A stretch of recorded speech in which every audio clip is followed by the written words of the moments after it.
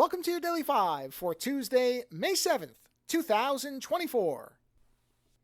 For the latest episode of Len Kabasinskis' Forgotten Movie Den, Len suggested that we watch a film from 1986 titled Hands of Steel. Now, if you're a fan of Red Letter Media, you probably remember they covered this movie in one of the Best of the Worst episodes, and I'm pretty sure that I saw this movie when I was younger. I don't really remember, or I didn't remember it when I started watching it, but there were parts of it that seemed very familiar. So I do think I watched this at some point, but I have not watched it in years. So I thought, okay, yeah, this will be fun. I'll be curious because, the movie has an interesting premise. I will read direct from what was written in IMDb, which I think is both hilarious and accurate. The synopsis here: a cyborg is programmed to kill a scientist who holds the fate of mankind in his hands. He fails and hides in a diner in a desert run by a woman who likes him. The people who sent him are after him, and so is the local arm wrestling champ. That is both accurate and hilarious, and that really is basically the entire premise of the movie.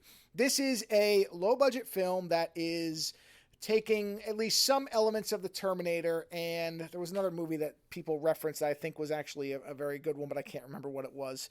And essentially, we have a movie that is set in a desert, so you're mostly going to see people running around in the dirt and the dust, with some futuristic elements, but they are very lightly sprinkled. You'll see some buildings and some duct work on different cars that are being driven, and that basically passes for futuristic. There's never a year that's given.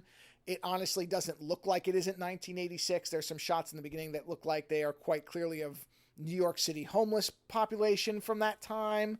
And outside of that, it's just a desert and what look like ordinary vehicles and helicopters. There's really very little to distinguish this thing as being the future, except for also the presence of acid rain, which in the 80s was one of these big things along with the ozone layer. Acid rain was something you always heard about. In fact, I'm trying to remember, I think at the beginning of Scrooge, the Bill Murray movie where they're playing the Scrooge promo, one of the big things is acid rain with a woman being burned by it and screaming into the camera. So if you remember if you're old enough, you remember acid rain was one of these big environmental threats of the time. But other than that, it is, like I said, a low-budget action film where the lead, who I don't even remember his name, plays the cyborg character. The only person that I recognize two names from this movie. One, John Saxon, who's been in a million things. High-budget stuff like Nightmare on Elm Street, lower-budget stuff like Italian Giallos and movies like this. And then George Eastman, who's also a character actor who pops up in films like this.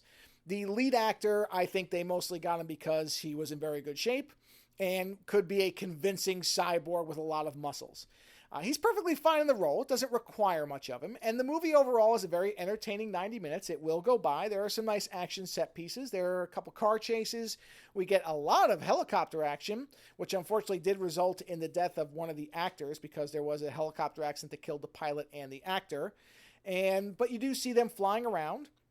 And overall, this is exactly what you would expect from a low-budget action film of the time. There's nothing that's particularly special about it, but it is highly entertaining nonetheless.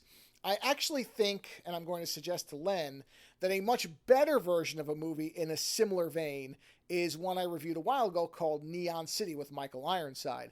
I feel like if this movie had had a little more money allocated to it or a little bit more creativity in terms of the ruined future aesthetic, that it would be something like Neon City. So I feel like this movie, while fun, it's a fun movie. It's got a great soundtrack that sounds like a Hong Kong action film to me every time I hear it.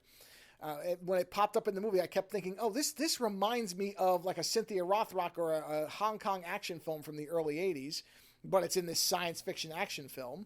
But the movie is, as I said, a fun watch. You can watch it on YouTube for free. It's on Tubi. That's where I watched it, was on Tubi. It is a perfectly entertaining 90 minutes, especially if you like this type of genre stuff.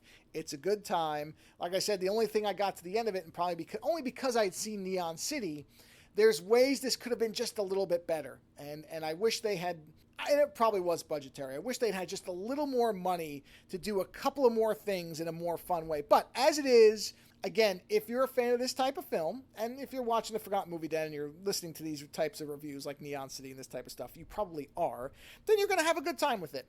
Do I think it's one of the best examples of the genre? No, it falls a little bit short, but is it a good time? Is it a fun 90 minutes? It absolutely is. So again, the year is 1986. The film is Hands of Steel, free to watch in lots of places. It's a fun 90 minutes, so go have a good time with it. Later.